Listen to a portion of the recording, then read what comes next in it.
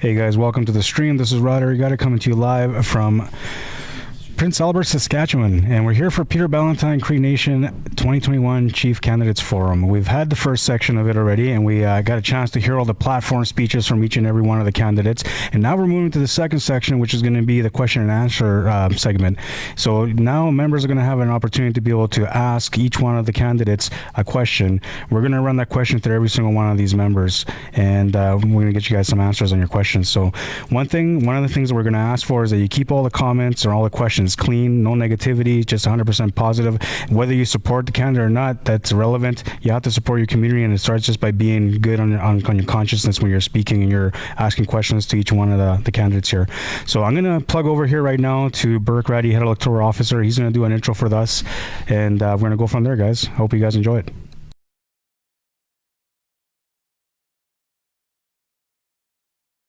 Good evening, everybody. Peter Ballantyne Cree Nation. Again, a shout out to all of your communities: Denner Beach, Prince Albert, Urban, Pelican Narrows, Deschambault Lake, Sturgeon Landing, Sandy Bay, South End, and Kennesaw. Of course, I forgot last time. So we're here. We're going to do this kind of the rapid fire question and answer period. We'll select the question. As Rod Arriagada mentioned, please keep it respectful. This is a respectful event for your community. And we will start. Okay, if we have any questions. If not, Rod, I can just talk a little more and we'll get going.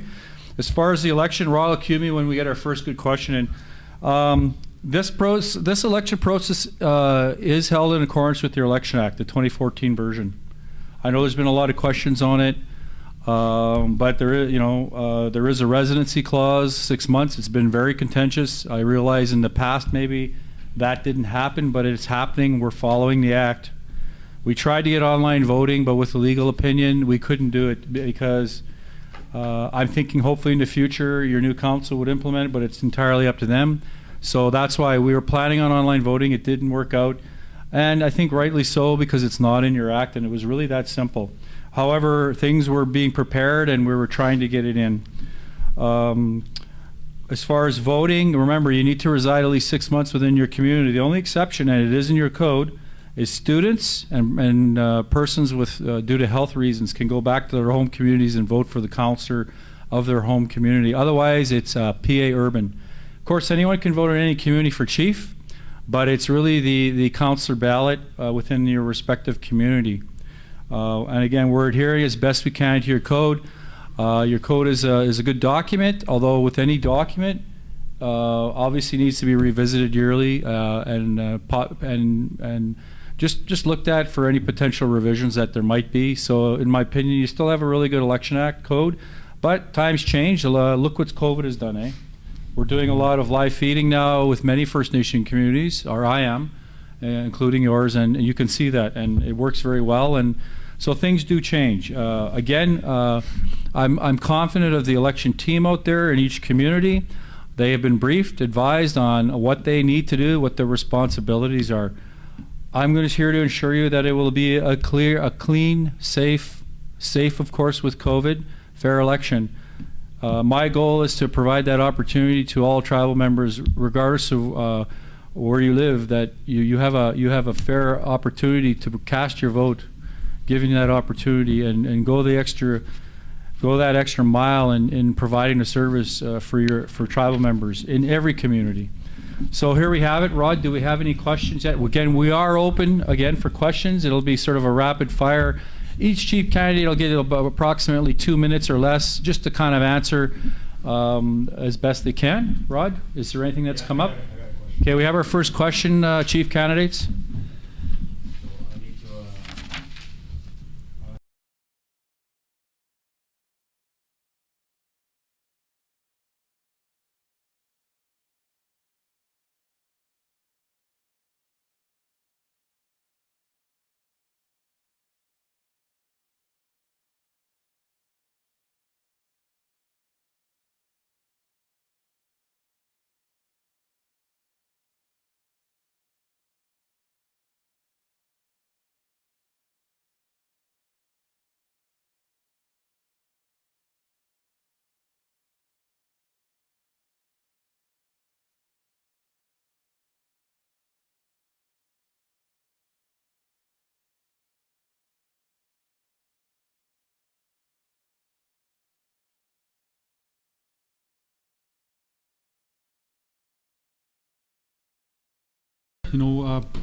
education and post-secondary funding is critically underfunded, and it's funded based on membership numbers. So we need to make sure, first of all, that our membership program is counting all our members, even the young the newborns have to be included in our membership numbers. I know recently, a year or two ago, there was an initiative by the Chief and Council to try and get additional support in terms of community workers in place to get, capture all the young ones that weren't included in the population number. So that's one thing that I will ensure happens, is making sure all the babies are counted, and having a system in place that will work for our communities and our nation. And even going as far as making additional investments in post-secondary education. I know we need to do a lot more with our own source revenue funding, so that's one thing I'll do, and provide the support I can give. Thanks. All right, so just so you guys know, because I know the mic was muted, the question that we asked is post-secondary funding topic. It's not enough what PBCN gets for post-secondary funds, and many of our students get denied funding, even students going into specialized fields such as health and law. What will you do to ensure our students are not being denied funding? That's what the question is asked, and each and every one of the members or candidates here are going to be able to answer that question. So now we're going to go on to our next candidate. He's going to answer that question for you guys. And that's Weldon McCollum coming up right now. Go ahead. Thank you for the question. This same question had come up before, and as chief, I will work with the education program and the post-secondary program. It reminds me of a story where I tried to vouch for one student who finished school and applied to law. And I think there was 290 applicants, I think, don't quote me on that number. There's a certain number of seats that are available to law students. And this person didn't make the first round, kept going to school. Second year applied, didn't make it. Third year they applied, they made it. And then where they got stuck was the funding part. There was no funding. I vouched as much as I could to the education program and post-secondary program, and they say that we have to operate at an arm's length, but at the same time we have to vouch for members like that want to continue their education in areas of law, nursing, and as chief, that is one thing that I will look at in the policy, is working with the program and education and enhancing that program, and working with community members in their consultations and supporting our students that are pursuing their education in post-secondary and law and health and so forth. Thank you.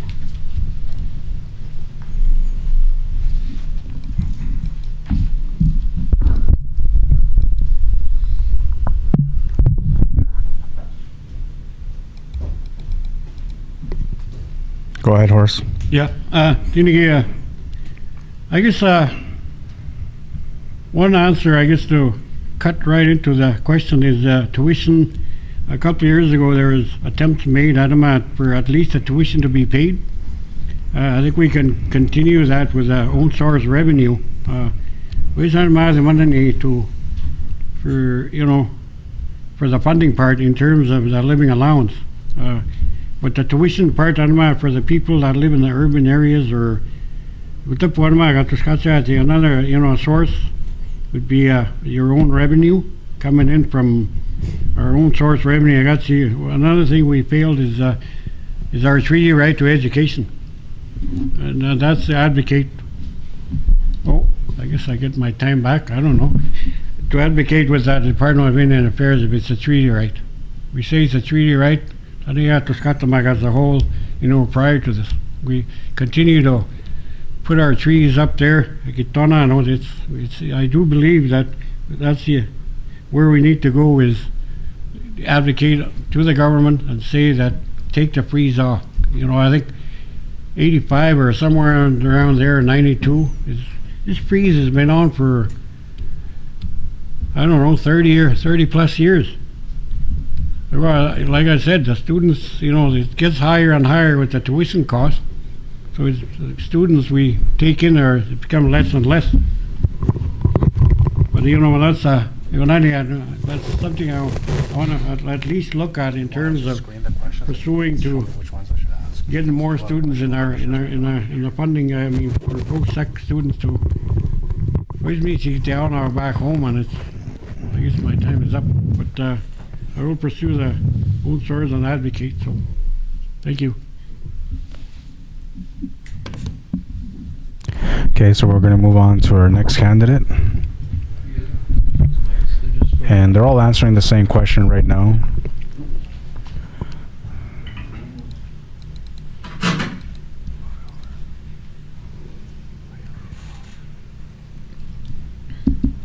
Go ahead, Simon. Okay, question is if there's not enough funding for post-secondary. I have experience with this for my community. The first year we had 30 that weren't funded, so we had to find ways. We dealt with organizations, we did partnerships, whoever is in that field. So we had to connect that money to make sure these people are getting funded. Kind of okay. So right now the government, I challenge you, the bills are high, the rent is high, the groceries are high.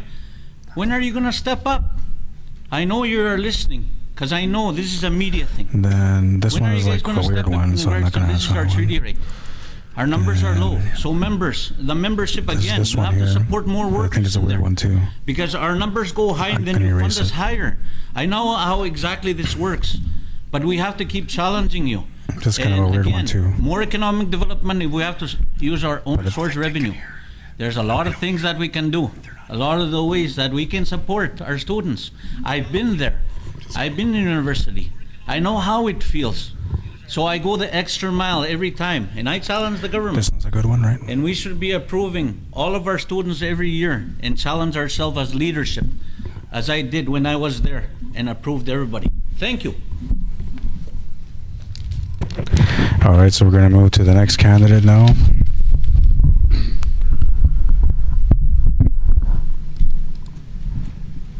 And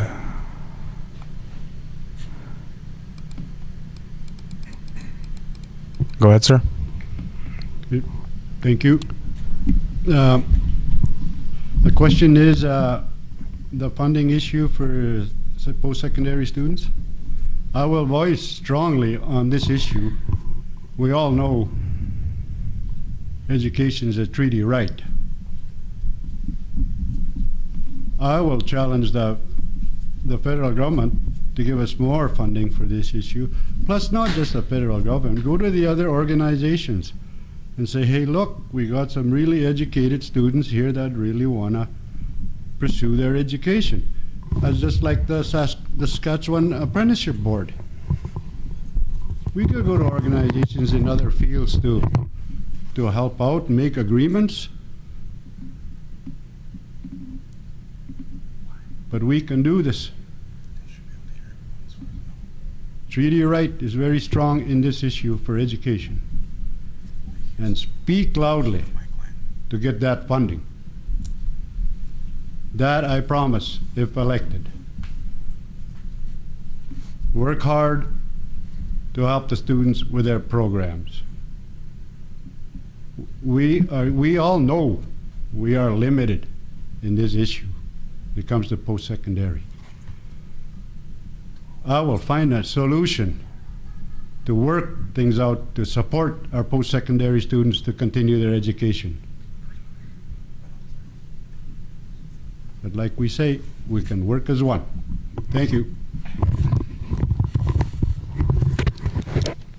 All right, so we're going to move on to the next candidate. All right. Oh, turn that on. Okay. All right. Thank you for the question. Right now, this post-secondary funding, we were given, because of the COVID-19 pandemic that's been happening here, there was funding for students, for post-secondary students, $75.2 million was there to support First Nations, Inuit, and Métis Nation post-secondary students that are impacted by COVID-19. And we also have another update from Indian Affairs that says that First Nation students have the same opportunities for success as other Canadian students. Budget 2019 is investing $320 million over 5 years, beginning in fiscal year 2019-20. So that money has been there this year. So to renew the expanding funding, we have been, talking about post-secondary. I was involved in the engagements that have been happening in Saskatchewan First Nations regarding this. And there's also top-up funds that were announced a couple months ago, $12 million for Saskatchewan First Nations. It has to be the leadership that go for this money to help their students. And they need wait lists. If you didn't apply for post-secondary funding, you need to do that. Even if you think you're not going to get post-secondary funding, apply, because we need that documentation, and that's what we need to take for further funding options. Thank you.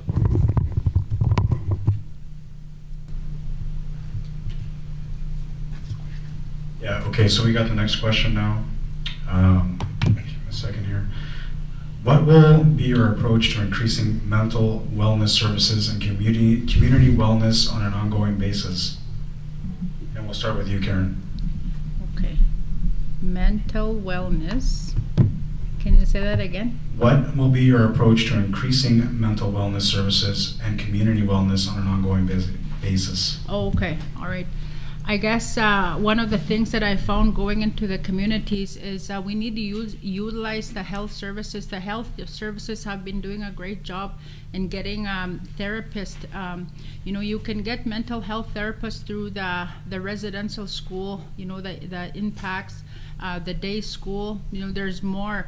Like, you qualify for 10 sessions, and that's a treaty right for you too, to get that. But you have to be the one willing to go into that. You can't commit others thinking, oh, you need to go in to see mental health therapists. But we need to support people going through the traumas in their life, and the services are there. We need to use it. Thank you.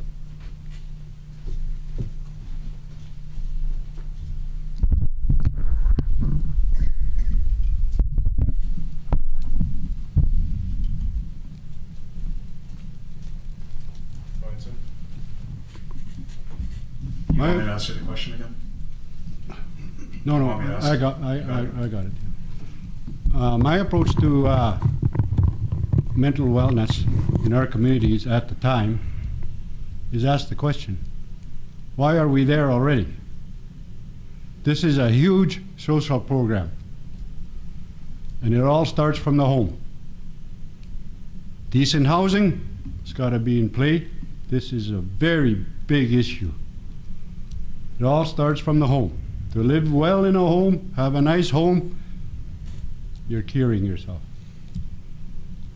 And continue this support with well-being homes, activities, keep busy, recreation, get on a trap line, get out there and fish.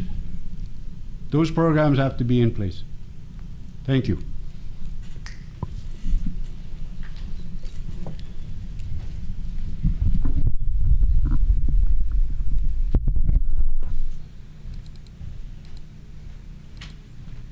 Go ahead, sir. Supporting mental health workers, therapists in each community. They need support in regards to advancing whatever we need to do, whether they're through Zoom right now because of COVID. Stats are low right now because you can't see anybody. It's pretty tough because of COVID. But I'll tell you this, we need more programs, suicide prevention certification, healing conferences, language. As this man said, we need that language so we have identity. You feel good about yourself. And we can interact through this technology we're using right now because of the fact that we have COVID, and we can interact with the people there through that and talk to them. But we have to build trust. Remember, when you want to talk to somebody, you're gonna have to build trust. You can't just put anybody in a room and say, here, heal them. You're gonna have to know, you're gonna have to build them. And you have to know how to close them up once you open them. You have to know how this works. You have to be trained. I've been trained in this position, and I know exactly what I need to strategize to helping our people in our communities. Thank you. Moving on to the next candidate. Thank you. I guess for me, it's always been like when I said on my opening speech here, the challenges that, I had it personally in terms of being challenged with, it all goes back to what we face in our communities, I think you hit it right. It's the challenges of the daily living, the COVID, all coming into one, the housing, the poverty that goes on. So the challenge is always there. But I think we need to, some type of cultural response even going back to our own people, That's what you say, Apatiago in their wisdom. You see what he says. We talk about mental health workers. That's what we advocate for more, but also we say, Apatiago, Kawichigo, Katawai Mutata Makiwai, Kamamtuni, nice. We have to identify the issues that we have in our communities. In all our communities. I guess the guy's waving up there, but it was anyway, we should Mutatama. Thank you. Moving on to our next candidate.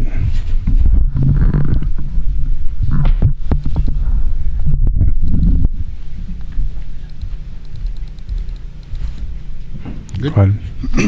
Thank you for the question. Our approach to mental health has to come from within, from ourselves as leaders, as people, as a First Nations person. We have to reunite our First Nation communities. Each of our communities are unique in our own ways. Everybody has talents. Our communities do things a little bit differently. But at the end of the day, we have to come together. We have to unite our communities, our agencies, all of our therapists. They need to be supported as well. Because during this time of pandemic and COVID, they're stretched thin. And we need to bring in more. We need to advocate for more therapists to come in and deal with the people at the grassroots level in our home communities. We can't keep bringing them out to southern treatment plants, treatment centers and programs and stuff like that. We need to bring these programs home to our communities. We need to build detox centers, rehabilitation centers in our communities for our people. So, thank you. All right, we're going to move to our next candidate and get that set up right now.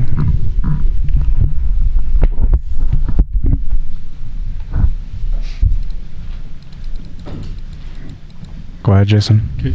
Thank you for this very important question.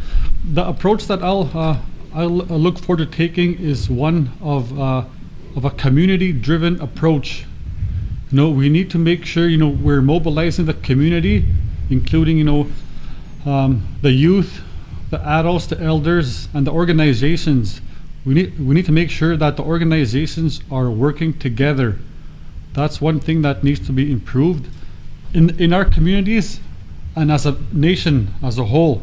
Our organizations need to work together better, and we can do that. And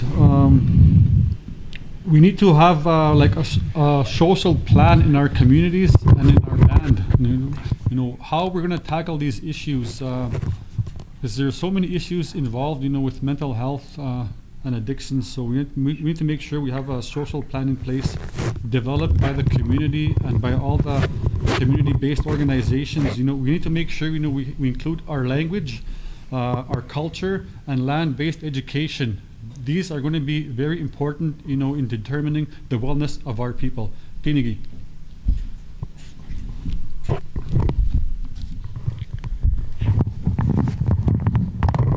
All right, so we're going to continue with you, Jason, and we're going back clockwise again.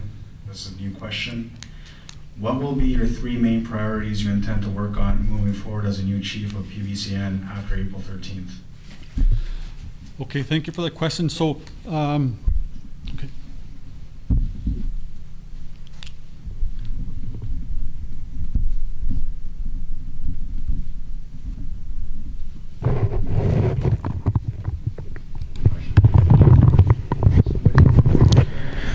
So the question that was asked for the candidates are, what will be your 3 main priorities you intend to work on moving forward as a new chief of PBCN after April 13th? And Jason's going to be the first one to address that question.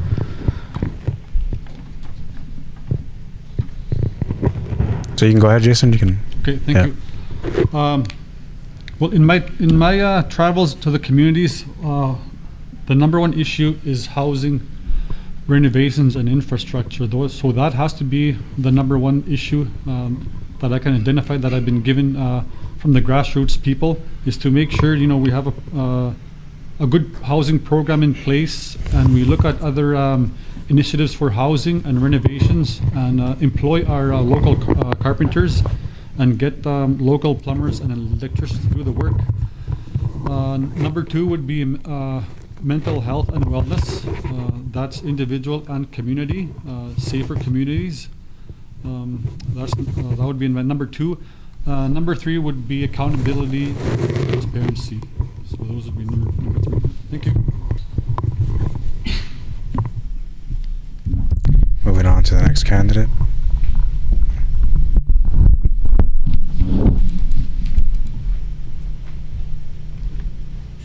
Just give me a second.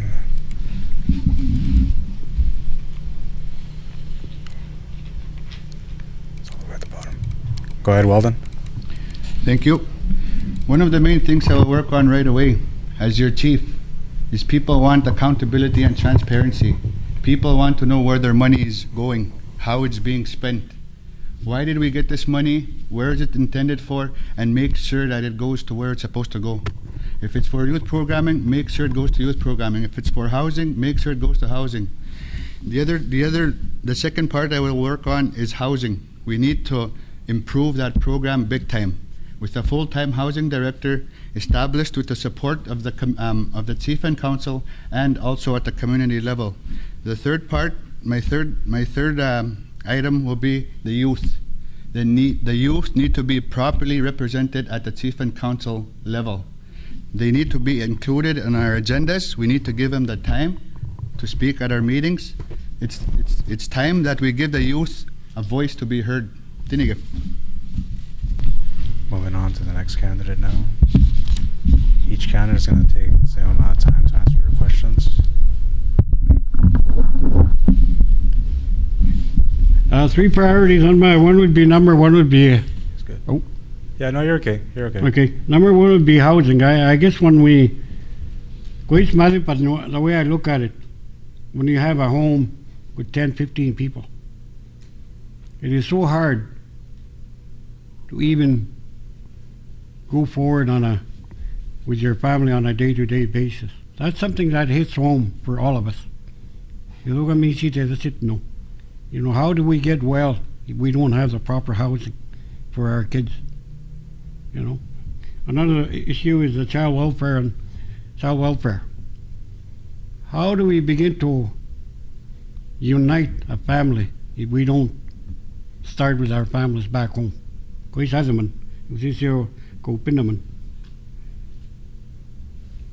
think once you start to have this in place, in someone's life, and that's the way you got to have the approach. You got to have a family unit that's solid in its foundation. If we don't go there, I watch the number 3 would be post-sec. That guy's waving again, but post-sec.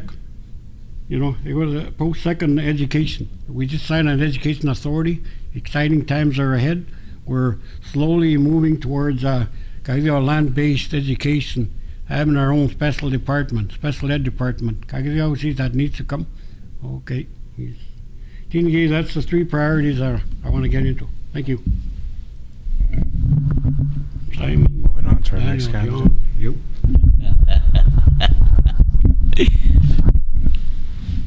Go ahead, Simon. 3 main things I'll be working at right away. Economic development. That will create housing. That will create programs for elders, youth, men and women. We need to create so many businesses that will be self-sustained. We should be already there on another level. We're going to keep going hard. Next thing, accountable, transparency, they talk about a lot. When I was in council and vice chief, I was accountable. I was transparent. So therefore, I worked with the non-FTA and the FTA. They took all my receipts. We did everything exactly the way it's been done. Today in this world right now, you know what I mean, in regards to this running right now, you know, they're saying that I did something wrong. But you know what? I feel good at night, sleep good, because I wouldn't be in this position to run if that was the case. Now, working education programs that will create employment, that will create quality of life, role models, a positive future. Again, vote for Simon Job. Thank you. Moving on to the next candidate.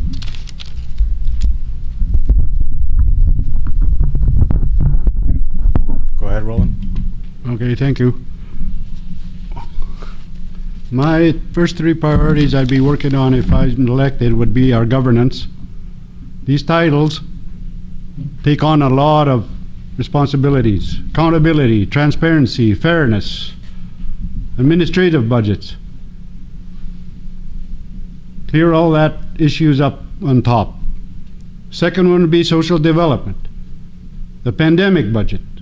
Make sure it's distributed equally.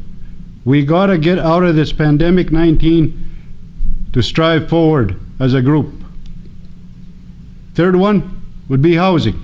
I'm gonna put my 10-year plan in place and really voice for that issue. To get our housing straight, we will start to develop our well-being in our communities when we start getting our housing together. Those would be my first three priorities. Thank you. Moving on to the final candidate.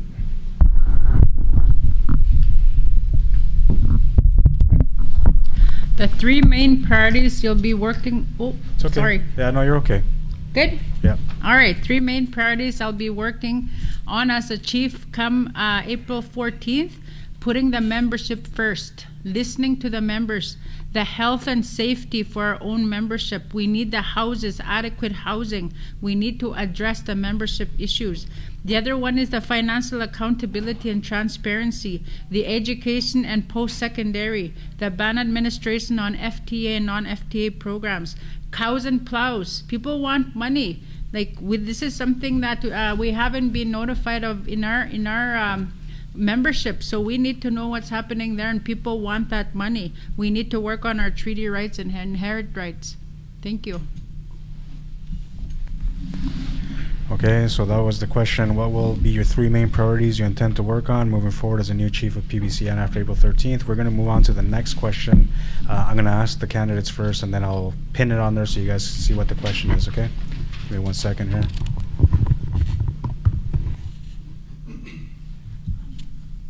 We're going to start with you again, Karen. This one is to all candidates, 60 Scoop. As a 60 Scoops adoptee, how will the 60 Scoop be addressed? Will it be taught to children in schools? Will membership be prepared to help 60 Scoop survivors find their biological families? Will our candidates be a voice for those who don't have a voice?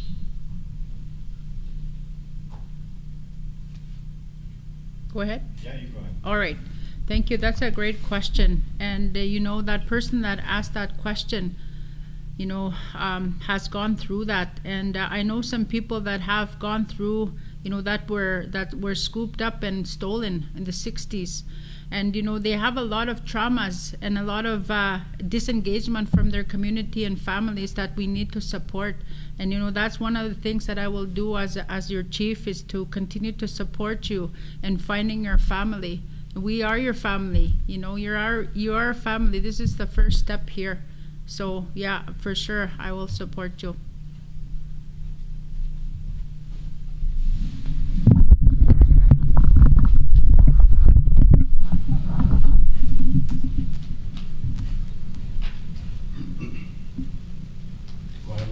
Oh, okay. Thank you.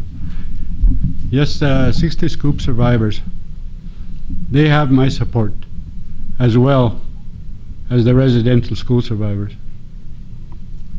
We have a lot of issues in those departments. And I do believe, as one, We live in the same communities. Let's help each other out. And we can do that. Thank you. Moving on to our next candidate.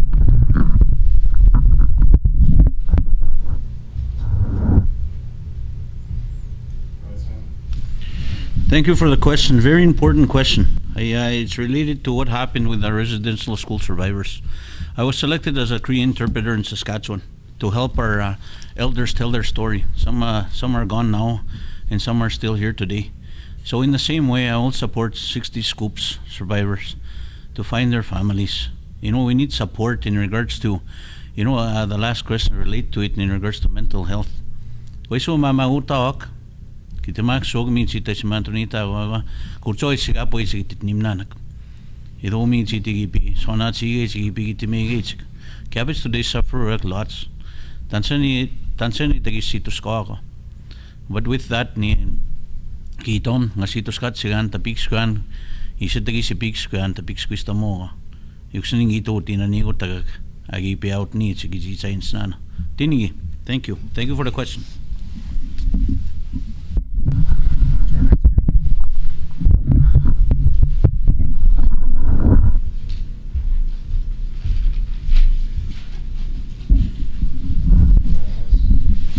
I guess I'm a product of that 60 Scoop, and I tell you, it tears families apart. And I took 9 of our family members, and I mean, that's something that I still remember today. To me, in order to address some of this 60 Scoop issues, we suppose that support base has to be there somewhere. And I totally acknowledge all the people that were part of my life at Pupigian. Because it tore our family apart in terms of our culture, in terms of our ability to speak. My sister doing more than neither. But these are the things that we need to go back and learn from. Man, and ask them, and so many great people, even that supported me through. I think we need to tell that story. That's 6 years I had to bounce around places, nip went to, till I was old enough to get out of there. So, but it stays with you for the rest of your life, and that's something I learned and made a positive out of it. More, I don't, quit the Tanamais Padiwan, but I turned it into a positive, and I'm glad to share that with the rest of the people out there. So.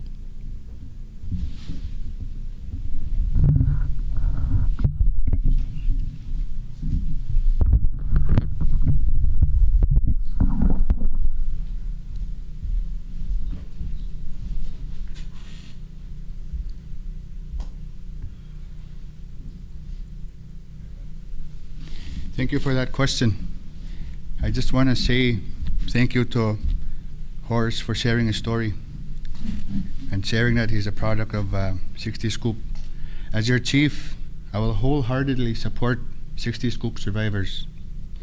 We need to restore healing for those members, and we need to create more support for them.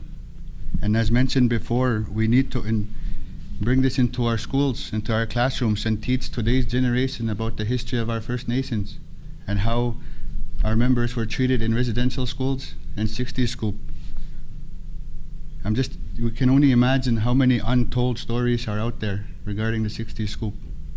And as your chief, again, wholeheartedly, I will support that. Tiniga.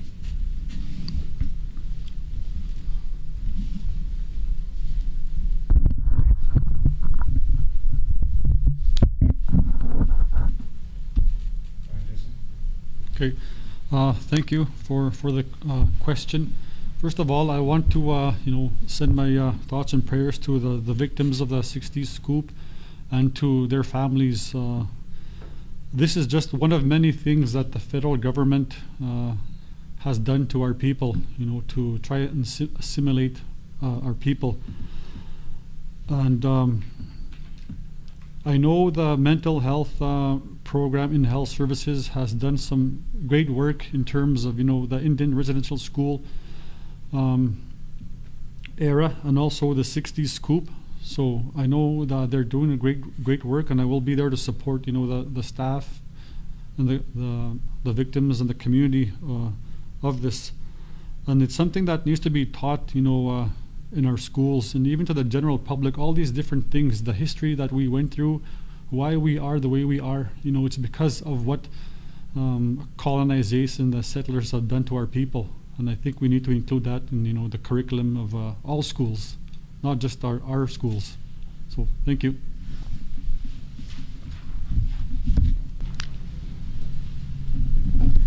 Alright, so just for the people that are watching right now, I'm going to let you guys know ahead of time what I'm going to ask the candidates, and then you guys will have an idea of what's going on. So the next question that we're going to be asking is, what will you do to make sure all councillors in each reserve is being accountable and transparent in their daily dealings? Alright, I'm going to pass that question on to the candidates now, and just give me a second. They're going to start addressing that, and we're going to, I guess, switch it up a little bit. We're going to go to Weldon first on this one. Give me 1 second.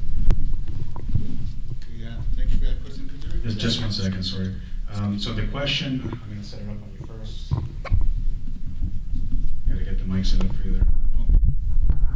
If you could just repeat the question on the mic. I couldn't quite hear you. So the question is, what will you do to make sure all councillors in each reserve is being accountable and transparent in their daily dealings? That's a great question. As chief, I will make sure that everybody is accountable and transparent to their communities, in all our communities. It's very important for a member to know really what is going on. I'm the type of person that has always worked, whether it was a proposal or a grant that I was approved for, I always made sure that I had a paper trail of my receipts. And that is one thing that I will work towards, and I will work with the council and make sure that they are accountable to the communities. Because at the end of the day, it's our communities that suffer. And at the beginning of each day, it's the chief and council that work for the communities. And so, as chief, it will be one thing that will be on my morning agenda every day to make sure that all of our councillors are accountable to each community. There will be no more friction amongst councillors. We can't have that. We have to have teamwork. We have to have teamwork at our leadership table, and thank you.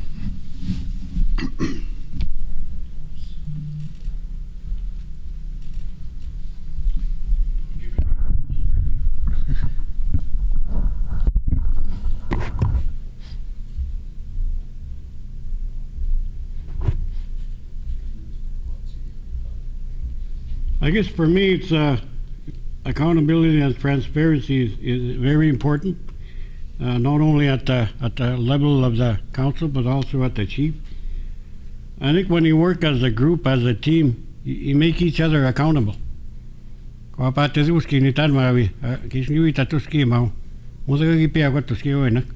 work with five,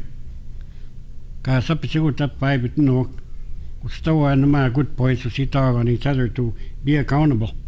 And as a team, you need to be to achieve anything.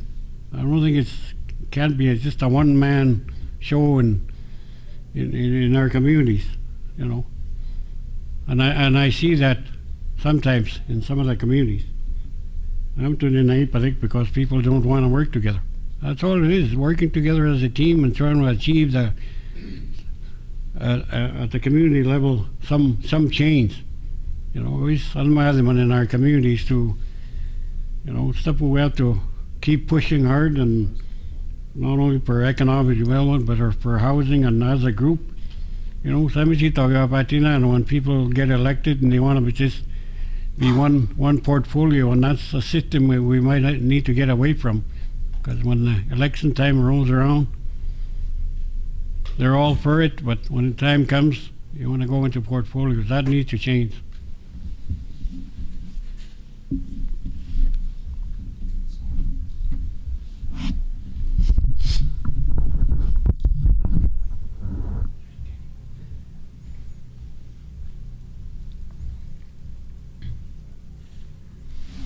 Okay, if we're going to be accountable and transparent, we're going to need to know exactly how things are going in each level. You know, reports on each council and exactly what they're doing, whether it's quarterly in the administration of each field, exactly what services they have. We have to be accountable to each other. When I was in a position of council, I have some experience in this. I had one worker that was doing all FTA, the other one was doing non-FTA. We had to give them receipts of everything that we're doing, any programs that we were running. So they were pretty strict on us, which is really, really good system to have. So Anita, that's exactly what I need to see and want to see. In regards to if I'm elected as chief, I will work with the council, I will work with the administration, and we communicate with our people, and that's what we're supposed to do. I mean, we're going to need to start working together. If we're going to succeed in this together, let's do this together. Well, so for sure, I'm all in for that, and that's what I exercised when I was in there, and that's what I'll continue to exercise if I have the trust from the people to be elected as chief. Tinigi, thanks.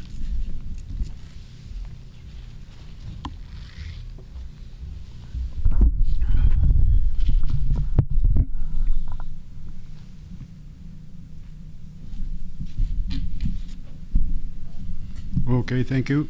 The question was, what did you make your councillors, what did you do to make your councillors be accountable and transparent?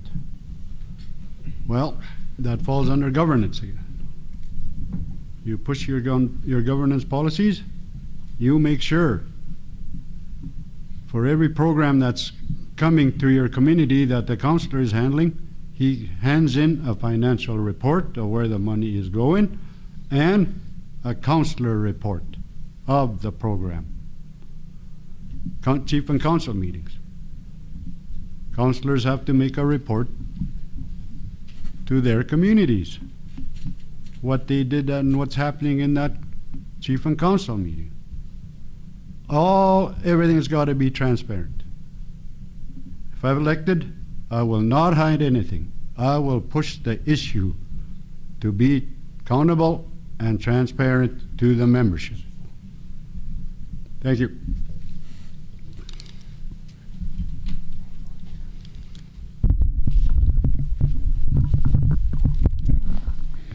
Thank you for that question. What will you do so that council are accountable and transparent in their communities? Work along with them in their prospective work plans, timelines, project management reports, whatever they have to do, work alongside with them and support them. Not have favorite counselors or play any lateral violence on them. All and every counselor is going to have a voice and will be heard from this chief. We will both be accountable and transparent as leaders and report to the communities and all membership as they want it. Thank you.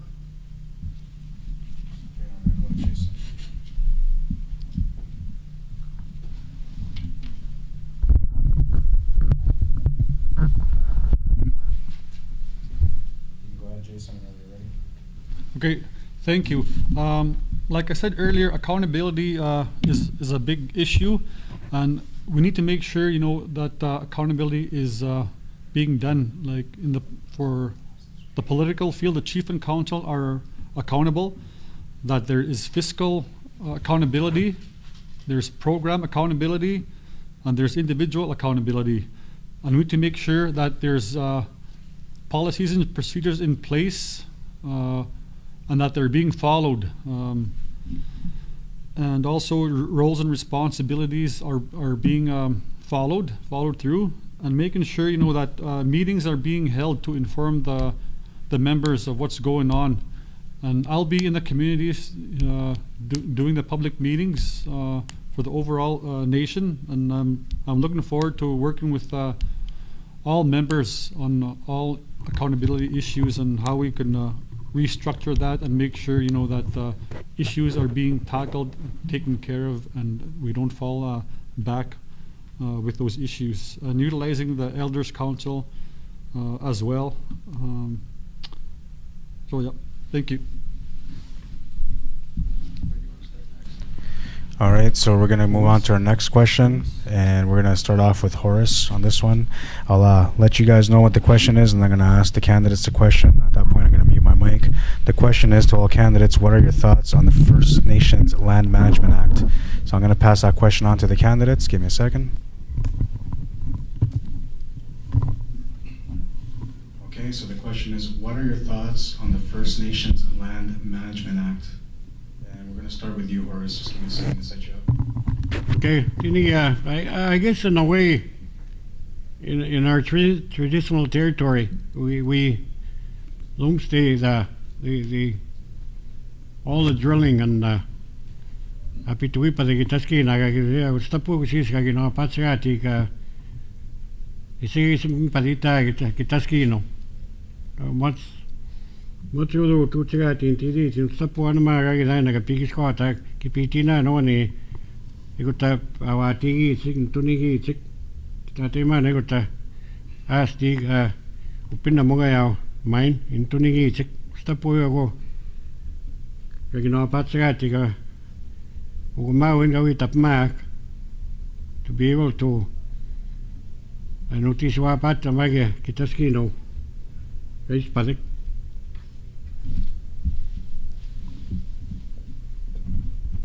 Go on to the right.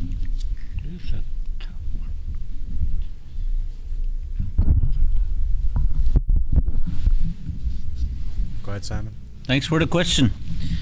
Land Management Act is a very important one, because people come to our lands and they do whatever they want to do.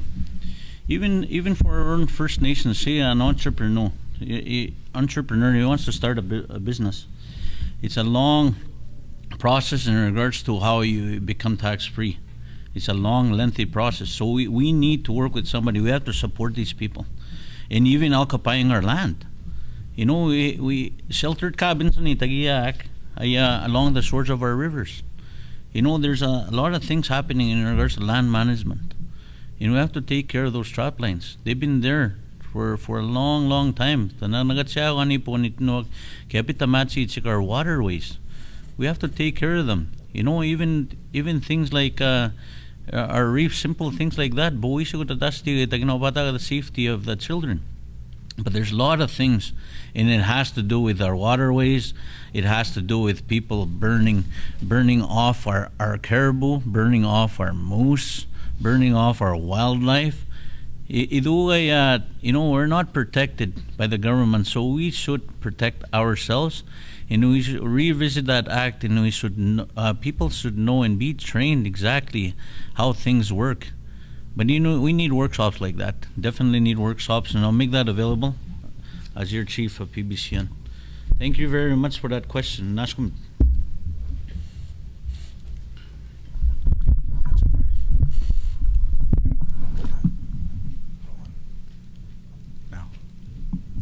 Okay, thank you for that question. On the Land Management Act, our traditional land, if elected chief, Kusnaminatsit on our land for the future generation. And when I say future generation, I'm talking 50, 60, 100 years from now. Our land has to be here, undisturbed, protected by us, this generation right now. I will ensure that anything that's going to happen in our traditional land, that word comes to play again, transparency, kapita matna. Your voice, your land. Let's do it together. Taminatsita kitaskino. Thank you.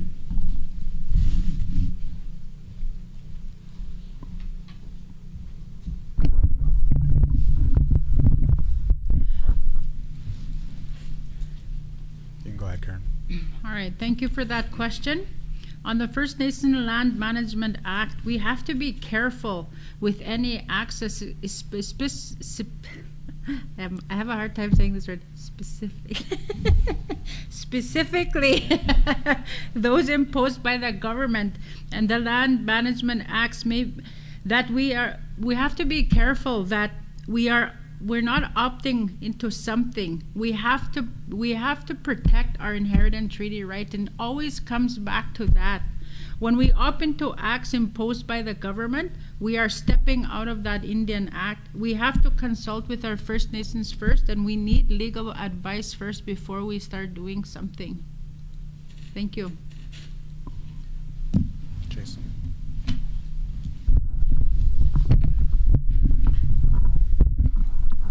Go ahead, Jason. Okay, thank you. The First Nations Land Management Act, that's something that I'll admit I'm not too familiar with, but one thing I can tell everybody is, we have to respect and protect what we have left, the land, the water, and the resources, to make sure, that it's protected for future generations. And we need to make sure that, our plan is to have our own. We have to be looking for self-determinations, self-governance, and land is just one of those issues that we have to make sure we address. And we need to mobilize and get more work in the communities in terms of the land management office and also the TLE office. We need to, get those offices in the communities to update our people where we're at with that and where we're going and what areas we're protecting. And we have to make sure, the traditional resource users are engaged and we protect, the traditional and ancestral land that was given to us by the Creator. So yeah, we need to make sure we're doing our due diligence with our communities and our members. Thank you.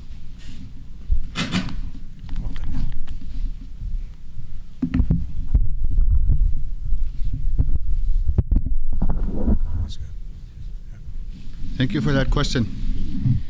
I want to start off by answering that by saying we are the keepers of this land. The First Nations Management Act is very, very complicated. There are pros and there are cons that will impact our First Nation in our communities and our people.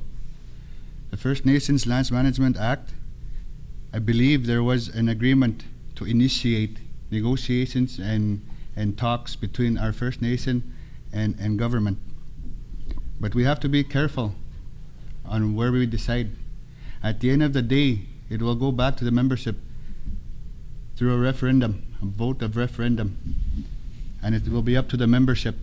But in saying that, Pugusto, we have to support our land manager and promote his teachings and what he knows, because anything imposed by acts, by whether it's provincial or federal, we have to be careful. Like I said, there's pros and cons, and we need to educate our Cree Nation on First Nations Lands Management Act. So, continue. And so that's it for that one. I gotta find it.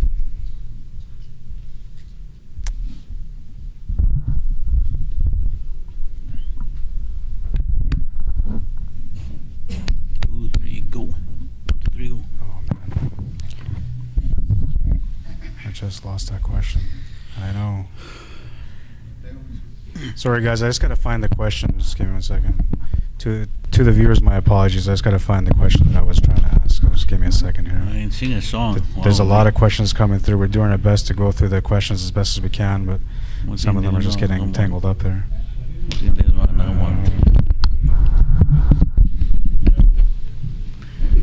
He's going out to all the chief candidates. Should have screenshot it.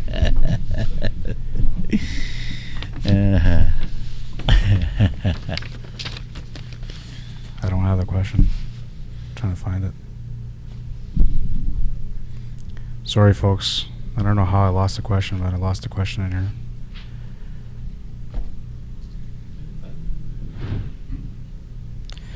How about this one?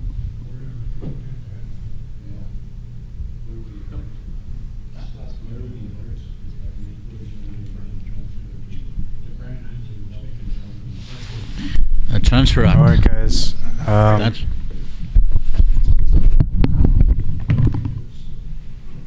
question was in regards to the elders and asking what you guys are going to do in order to help them, you know, to be able to stay in the community, considering that some of them or a lot of them are going to have language barriers if they move out of the community. So they want to know what the plan is for the elders as far as being able to keep them in the community and be able to keep them safe in the community, more importantly. And we're going to start off with Simon.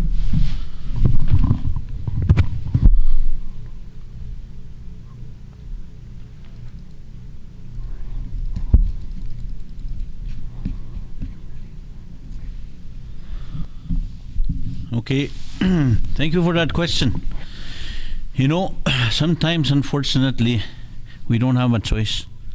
You know, family had to put grandma in a home because she had dementia. You know, these are the service we have to provide that service in the community. How do we do it? We do it as a collective. We have a lot of agencies that can work together. We have a lot of ways to do this. We have economic development to get these homes right in we have to work with health. That's the thing. They have a lot of laws and agreements.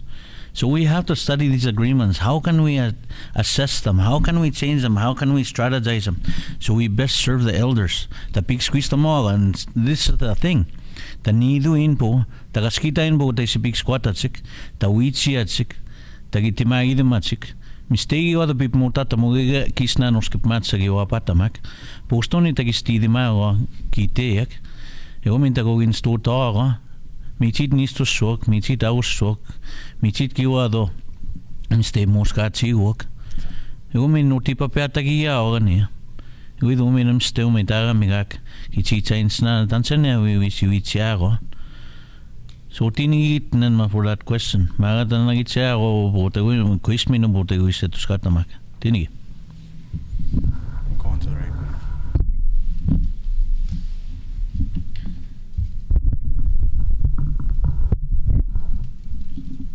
Oops. Yeah. The question was, what would you do to help elders stay in their home communities?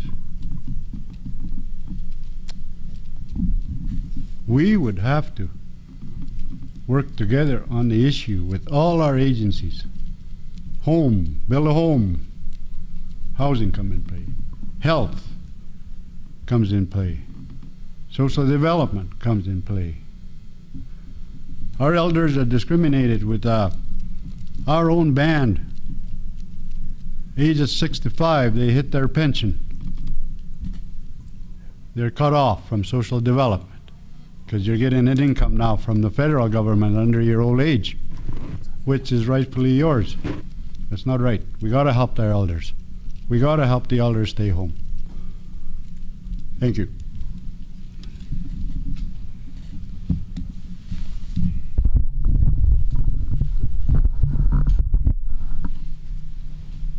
All right, thank you for that question. The elders know what they want and they will tell you. They're not shy to tell you what they want. You know, to keep them in the community, that's what they want, to be close to their families, because it's very hard for them to live in the city when they need to go to medical appointments. They don't, you know, a lot of them can't drive. It's very important we keep our elders in our community. We help them. We help them, support them by renovating their homes. A lot of them have to burn wood. You know, maybe in that way we can help with furnace if they want that. Health Services does provide some elder care provide elder care in some communities. Some don't. We need to work with our health services in that area. We also need to assist them in the medical appointments that they have to go alone, or some of them have to live alone, and if they get hurt, you know, we have to have some kind of a communication with them. You know, for the urban elders, you know, support them to find an elder home care, to be close to the hospital. If they have to be in the hospital, we have to support them that are living in the city, those that have to be here in the city. Thank you.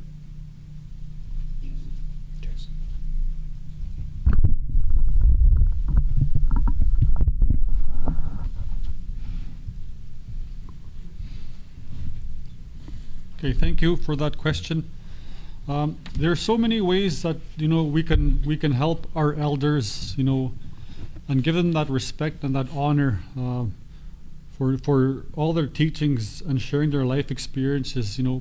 But it goes back, back to the families of each of our elders. We need to support the families so that they can provide different types of supports for our elders, and work on a plan that will that'll let elders stay in the community and let them grow old in the communities, because when they have to move away for different reasons, health reasons, and levels of different, there's different levels of care for elders, and some do need 24/7 care. So right now we are not able to provide that in the communities, but there's different levels of care that we as a community and families can provide, and I think we need to plan for that, and expand on the home care, the in-home assistance and support, even assisted living.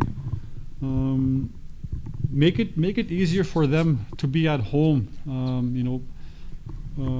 Build their houses and homes for easier access, and because they have mobility issues. So we need to make sure we're doing what we can to keep our elders in our communities, and make sure that families and members are doing their part to look after their family members. But for sure we need to make sure that elders are respected and honored, and that they stay in the community as long as they can. Thank you.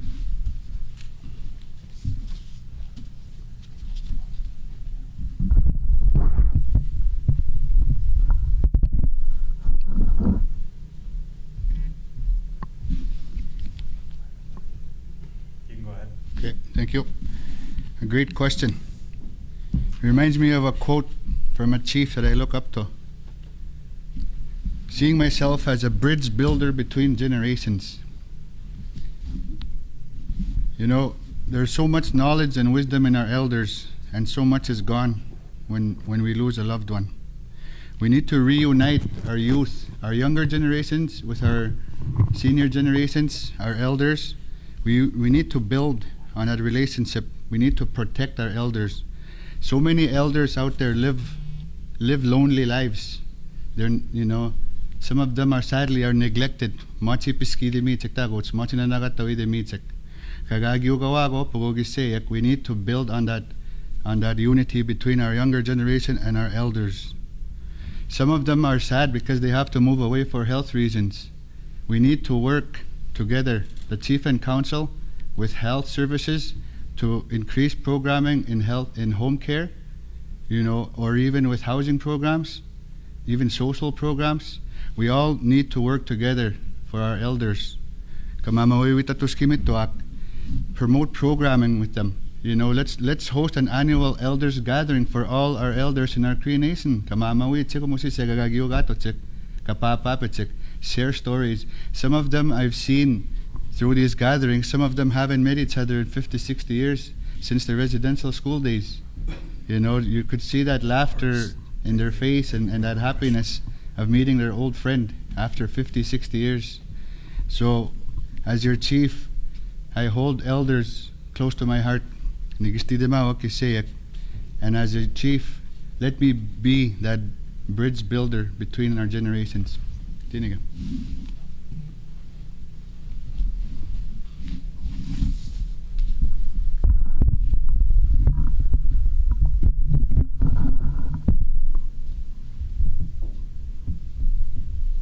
Yeah, go ahead. I guess it's really dear to me, and I was thinking Peace Scottin earlier.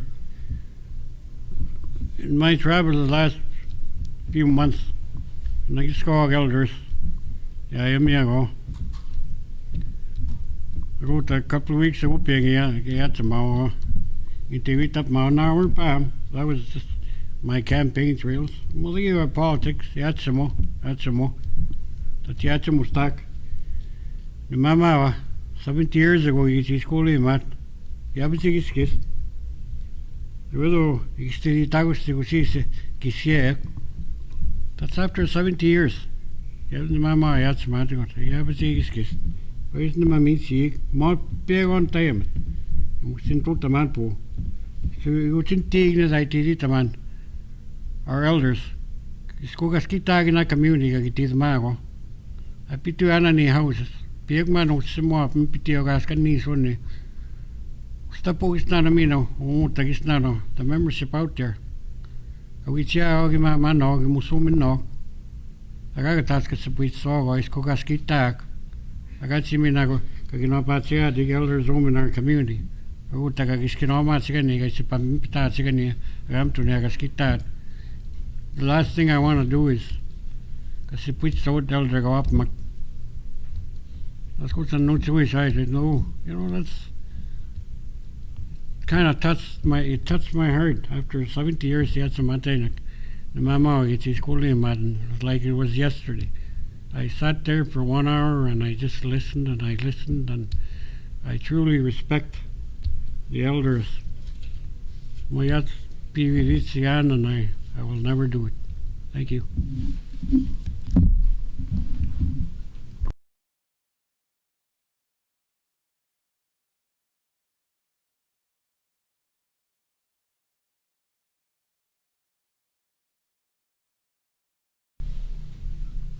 All right. Good evening, everyone. It's Burke Riley, the head electoral officer. I think we'll have one more question, and then we're going to have to conclude the Chiefs candidate form. Are you okay with that, Kennedy? Or do you want to carry on with a few more? Or One is good. one more. Okay. So I'd like to thank everyone for tuning in, and there were a lot of questions, but unfortunately we could only get to Good enough. a certain amount. So we'll do one more question. Okay. And Rod, he'll read it out. And again, thanks everyone for logging in and on Facebook and participating. And our apologies, but we could, again, we can only get to so many questions, unfortunately, given the time that we have. But we'll have one more, and then I think we'll start. Rod will select where we'll start with the group of candidates. You want to start with one?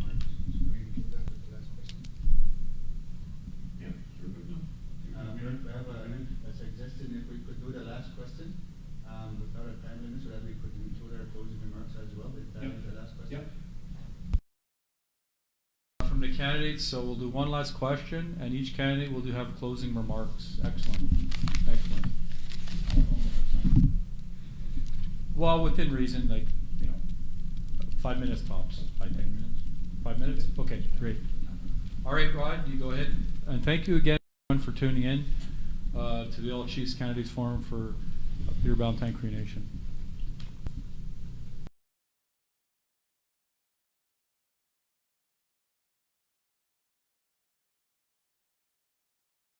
All right, so for those of you that are watching, the question is going to be, what is your plan to obtain 75% immunity from COVID for all communities? That's going to be the question that I'm going to ask the candidates. I'm going to go ask the candidates right now.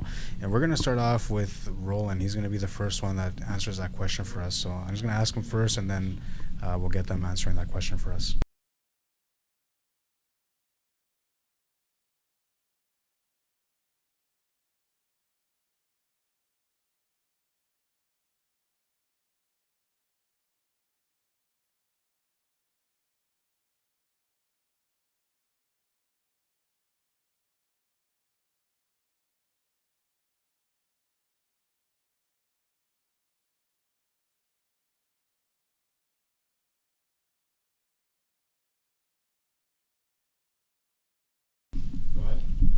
Okay, thank you for that question.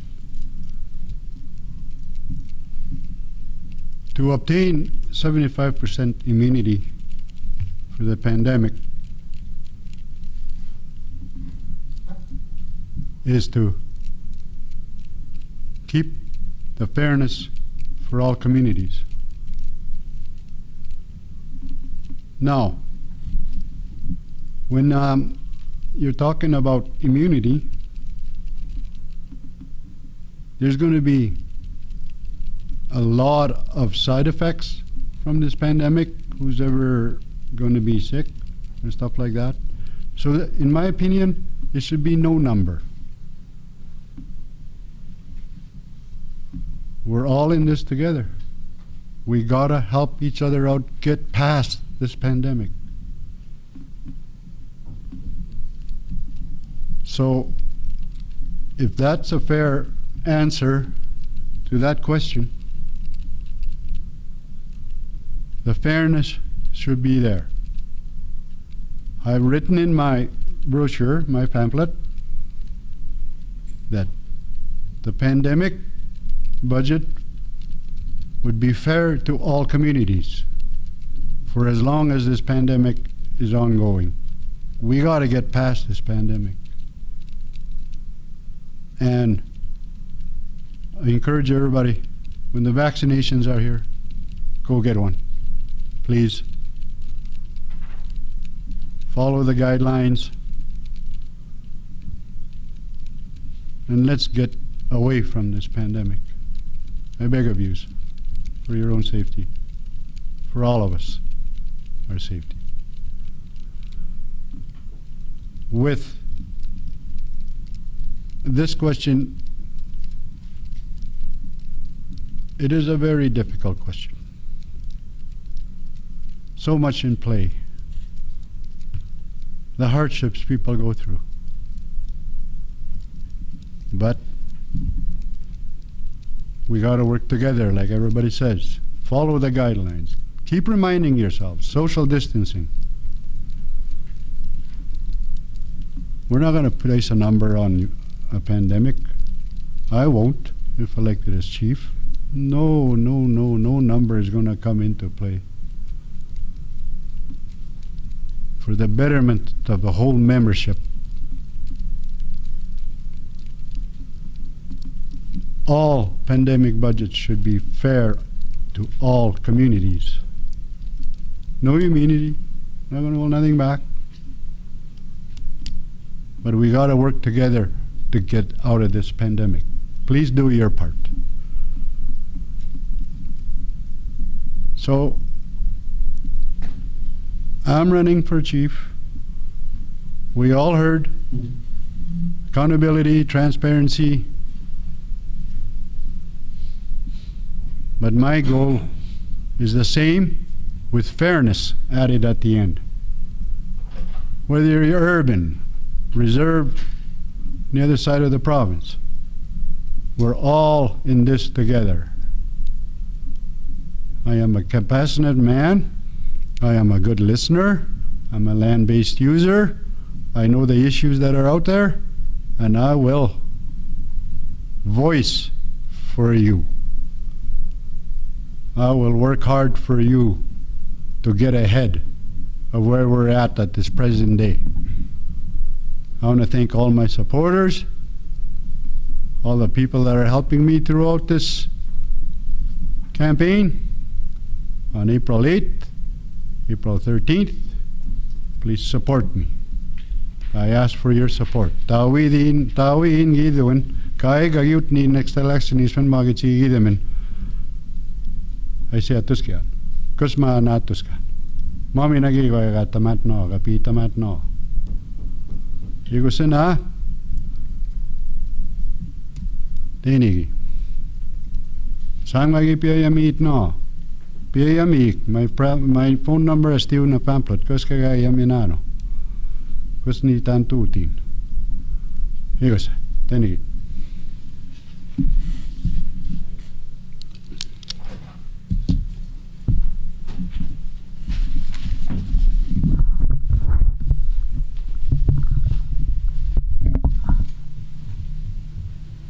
Go ahead whenever you're ready, Karen. All right, thank you. Thank you for that question. Regarding COVID-19 pandemic, what will you do to obtain 75% immunity? One thing I would say is we have to respect the membership for their wishes. If they want to get vaccinated or not, it's their decision. But also, we need to make sure that they get the professional advice from their doctors, the health centers. One thing I'll share with you, I didn't know much about the vaccine, and I took my mom and dad to the doctor, and we asked the doctor for advice with my mom's health, my dad and myself, and without me pushing my parents to get the vaccine, with the consultation with the doctor, they went ahead to do that, and it was on their own. But they had to understand it. Don't go with social media what they're saying about the vaccination. We have to continue following the guidelines that are set before us. At this time, it's okay to refuse a handshake. You don't have to do that. You have your right to stay in your bubble. We have to make sure, as a First Nation, we have our PPE. We have to make sure we have all the resources that we need in the communities, and make sure to continue wearing your mask and being safe. We have lost so many people, to this pandemic, and my prayers and thoughts to the people that are in the hospital still and that have lost their loved ones. These are uncertain times that we're living. We're not promised tomorrow, because we don't know what's going to happen. So stay safe, be diligent in all you do. And I guess with the other thing with COVID-19 support is we need an update on the financial support we've been given so far. Where are we, and what is the plan for for the future? We don't know how long we're going to go through this pandemic. So with that, I want to say thank you. For the organizers for putting this forum tonight. We know we had a chance to hear all the chief candidates here, and I just want to greet Amisk Lake, Dinar Beach, Deschambault Lake, Sturgeon Landing, Sunny Bay, Pelican Narrows, South End, Kinoseo, and all our urban membership all through Canada. You know where you are, and I just pray that you continue being safe, and with your families. Keep being diligent, Kistawa, and I ask for your support at this time, this election 2021, to vote for me as your chief for Peter Ballantyne Cree Nation. I thank you very much, and let's take back our communities. Egose.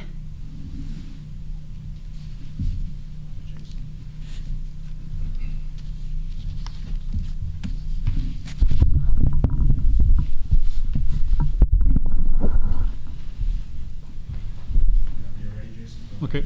All right. Thank you. Thank you for that very important question during this times of a pandemic. And a year ago, I didn't think we would be at this present situation with the pandemic. We've dealt with COVID-19. Now we have variants of this virus. So we need to ensure that we are keeping safe, and we protect the elders, the children, and the vulnerable people. I myself chose to get vaccinated. I got vaccinated back home in Pelican Narrows, and I want to thank the healthcare staff for providing a lot of information and educating the communities and the membership, and making them aware of what the vaccine is and what it's for. And I will continue to do that as a chief. I want to make sure that people are protected in any way that they'd like to wish to be protected, whether it's just staying home and avoiding as much contact with anybody outside the bubble. Then that's their choice. We need to respect people's choices, and we need to do what we can to get people vaccinated that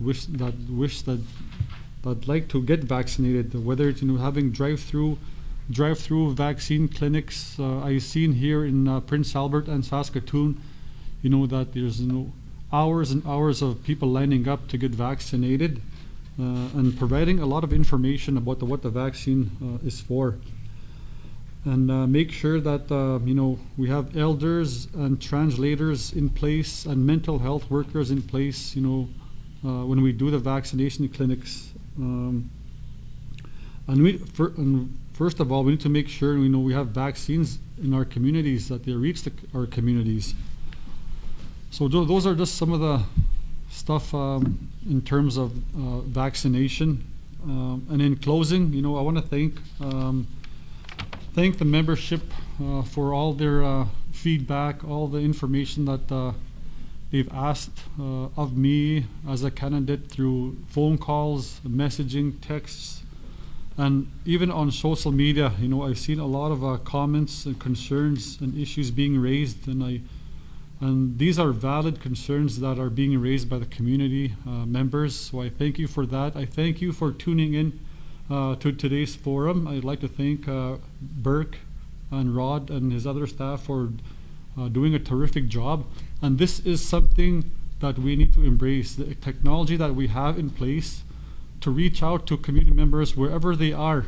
You know, we're in Prince Albert, but we're reaching all our communities and beyond that. So, you know, that's something that I will work for as the chief. And I'd like to thank all my fellow chief candidates. I wish them well. I wish them to continue to be safe in their travels, and also their family and friends and the communities. You know, can't stress that enough. Continue to be diligent and continue to stay safe. You know, let's keep each other safe and look out for one another the way it was back in the day. So our grandmothers and grandfathers used to, you know, live life, you know, looking after each other. So that's how it has to be. So on Thursday, April 8th, and Tuesday, October 13th, I respectfully and humbly ask you for your support to be your chief, to unite all communities and work on progress and for the betterment of our communities and our members. Thank you.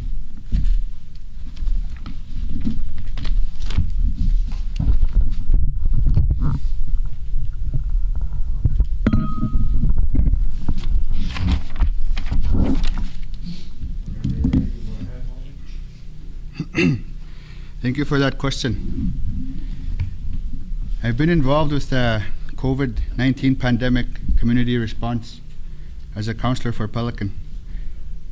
My goal would be 100%, not 75%. In saying that, respecting each member's right to refuse the vaccine. But at the same time, we need to increase our education about COVID-19 and variant, and also about the vaccines and their effectiveness. We need to increase mental support for people that have COVID-19, because to our membership, you know, back in October, I was the first one that tested positive for my community in Pelican. And the mental health challenge of it, the mental part of it, was the hardest. And so that's why I say we need to continue supporting people with COVID-19 and sharing that experience. We need to work on a plan for our membership. We need to share this plan with our membership through online, social media, videos on YouTube, or anything that we can do to create more awareness and promoting the plan.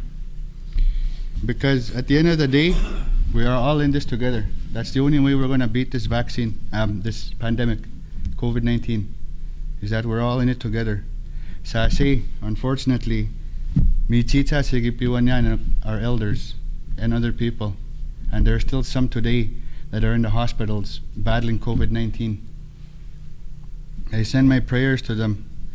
Before I came here to the forum, I smudged and I sent my prayers to the people that are in the hospital and the people that we have lost in the past. In saying that, we as your chief and the council, we will support PBC and health services. We will increasing education about COVID-19 and the vaccines, and working together in creating a plan and making our members aware.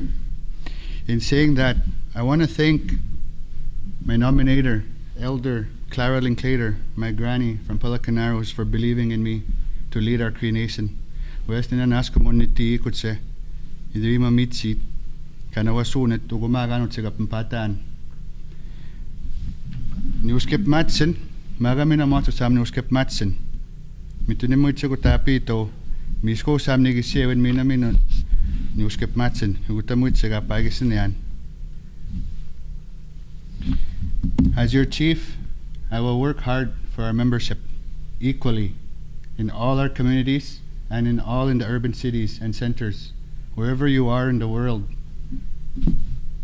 You know, supporting each other together brings equality. And as your chief, I will support you with the support of council, whether you're on reserve, off reserve, but give me that chance to be your chief. Let me lead our Cree Nation. Give the youth a voice. Give them a voice. 11 out of 11,000 members, about 33% of our youth are under the age of 19. That's about 3,500 under the age of 19. Now is the time to act for their future. Let's leave a legacy for our future generations. As of today, I believe, and I say this with respect, I am the youngest candidate for the position of Chief of PBCN. And I would be humbled and honored to serve as your chief. And with that, I ask for your support on April 8 and April 13, 2021. I humbly ask for your support as chief to be the second youngest chief of PBCN, I do believe. And the first one is in memory of a great role model, the late Grand Chief, Senator, Elder, Chief of PBCN, Ronald Michel. Condolence to him, and I want to say on a note, thank you to Chief Peter A. Beatty for all of his years of service. Happy retirement and all the best. Yugusep, tiniga.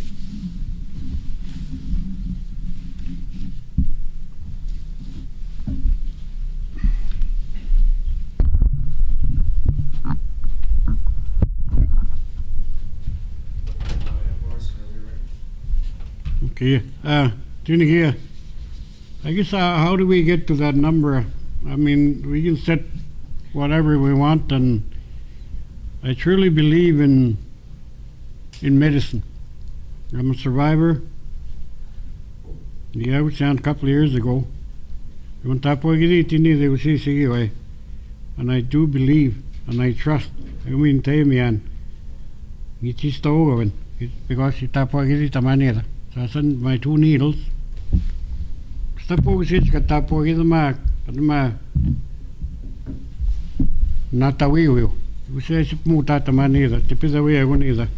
Whatever number we get at, we need to create an awareness with all our members. And you know, ultimately it's your choice.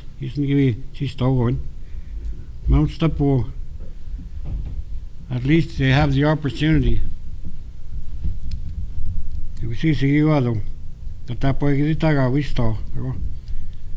Yo patina no ma sase mi sita na nagatewa gusto sumagusun yo si sigapoyak in our communities. Mula po I wato na nego lockdown niya ya gustik. Wanan tayo nagtatalk so gani po ito only 14 days po kaya gusto tapin na gano yo ada mak. Wani dan tapo iri tino ma atista wala sit no.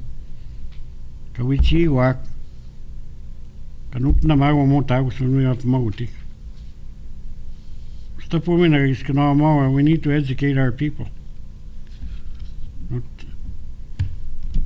You man to pilla in tapo giditi no. I got choice on my kag de gitiana ne usi here. Kaut na mago maski. When we na ask mo na manista mo. We punita and ask mo support I've gotten from my family, my wife, my friends. Let me sit down my way.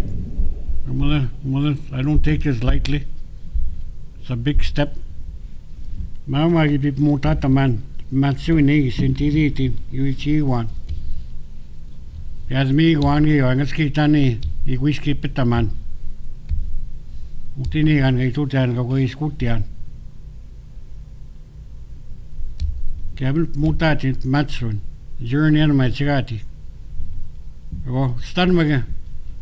Stagi what to sipu pat negotiate at Nian. All these programs we talk about. Start to sipu pat negotiate an apartment from here, and you base it on life experience. Mutiagi pipatama you try and correct it. We talk about so many things in today's debate.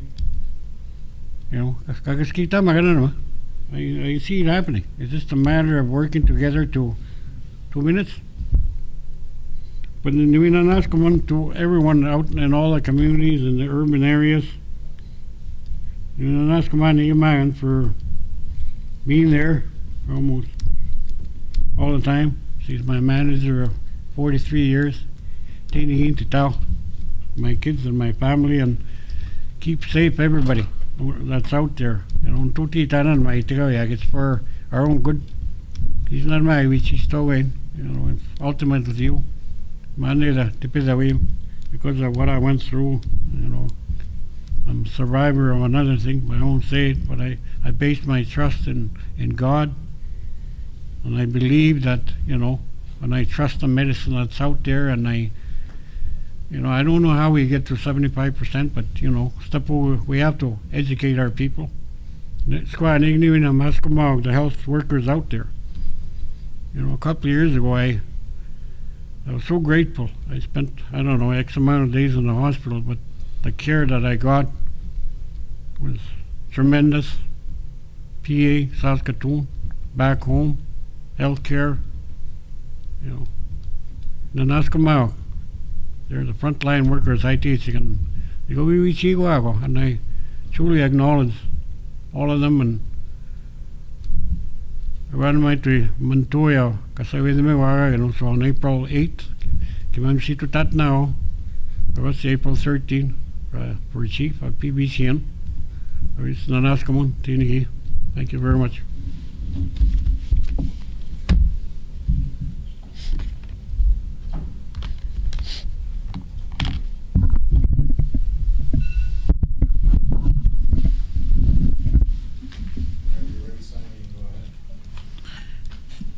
Thank you for that question regarding COVID-19.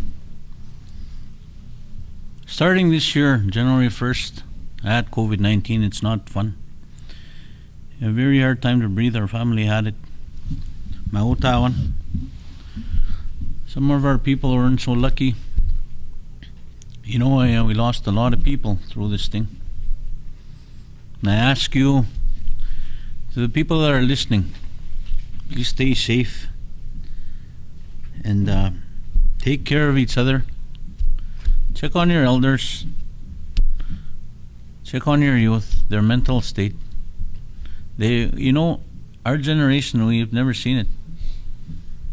It's new to them.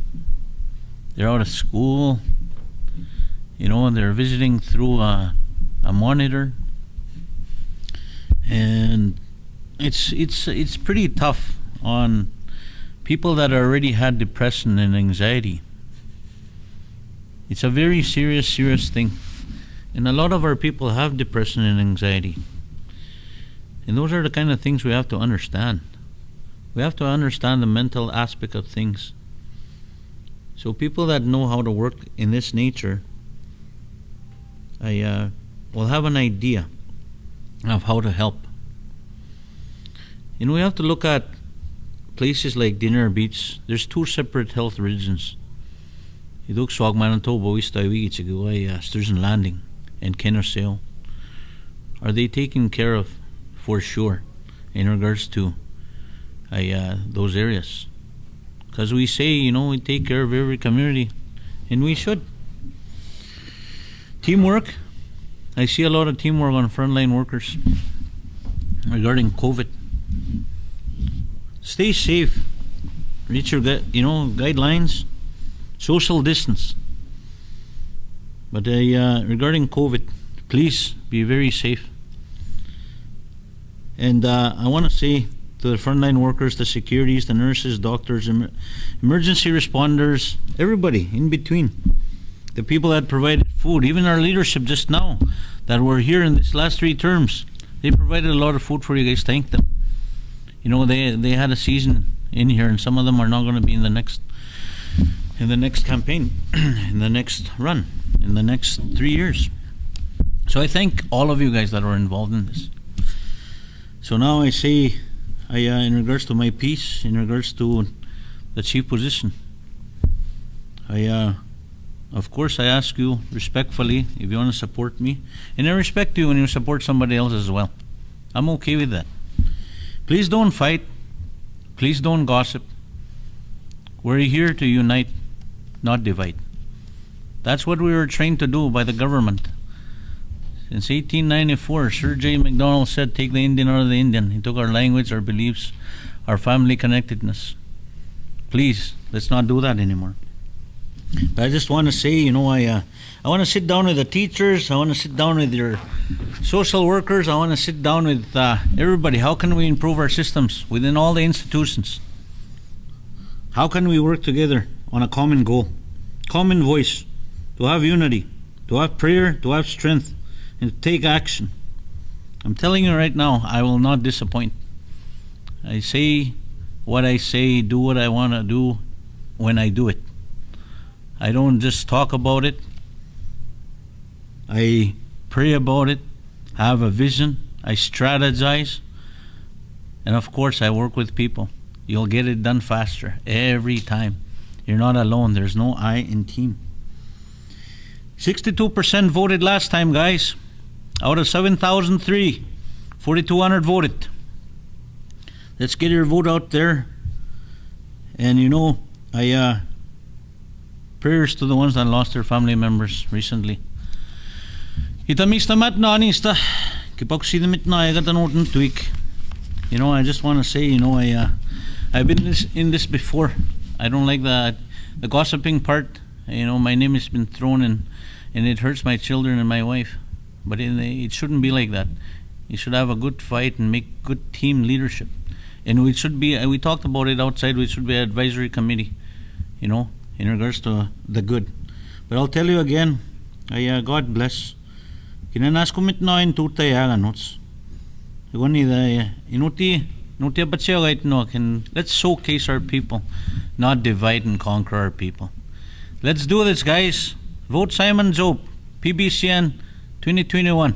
A chief to be proud of, the one who will not disappoint. And the first time you're going to be selecting a cool chief, just like the other ones. You have to have humor, guys. Love you guys. Take care.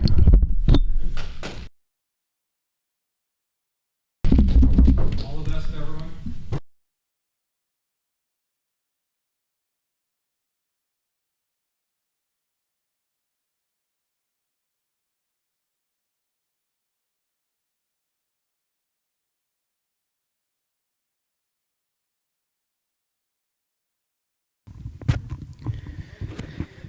All right, so we're going to do a closing prayer right now where you won't be able to hear it, but we're going to do it right now. They're all going to stand up and do a prayer, and then we're going to have Burke Wright do a closing for us, and that'll be it for today.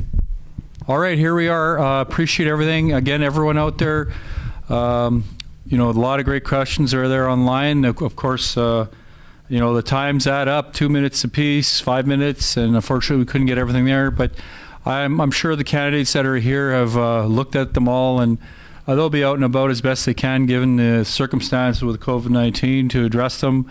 I'm sure they'll have their own live feeds and campaign stuff and, individual through that means. But all the best to everyone, and I really mean that. It's been great working for your community. We're not done yet. We'll get it done. And we'll have a closing prayer by candidate for chief, Simon Job. Thank you. Job, sorry.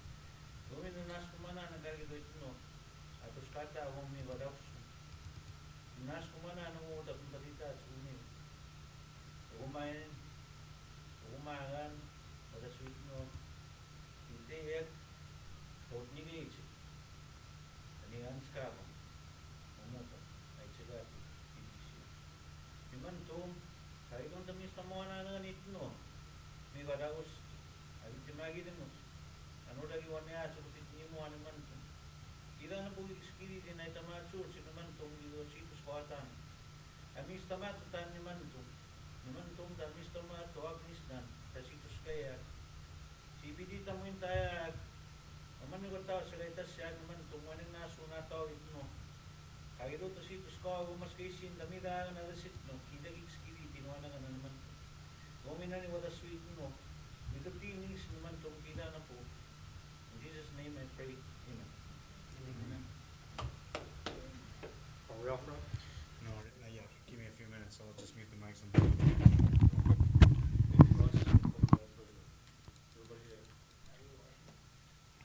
All right, folks. So that's going to be it for today.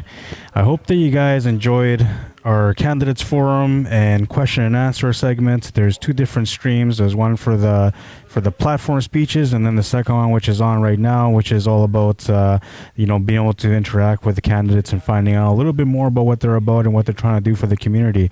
So congratulations to all the candidates for being able to come out here and to perform their platform, and I hope you guys got to know them a little bit better. It was our interest to be able to do that and to be able to deliver that for you guys. So as far as the questions, we tried to ask as many questions as we could, but we were tight on time, so we had to skip a lot of questions, and we just tried to get some of the better ones that were there that kind of stood out from all the other ones, right? And there was a lot of great questions. Trust me, I could have asked another 20 to even 30 questions, no problem, because there was a lot of great questions. But unfortunately, time was really tight, and we had to squeeze everything in as best as we can. We got to think close to 10 questions in or something like that. So you guys definitely got to know your candidates really well from this event.